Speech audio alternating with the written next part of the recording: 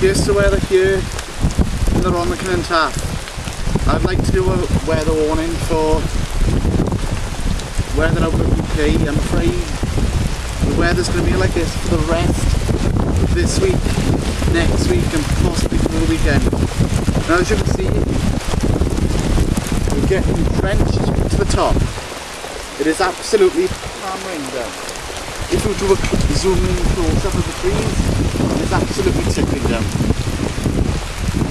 I'm afraid this will be a thing through this week and next week.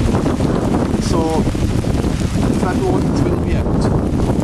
That's the weather for weather out in the UK.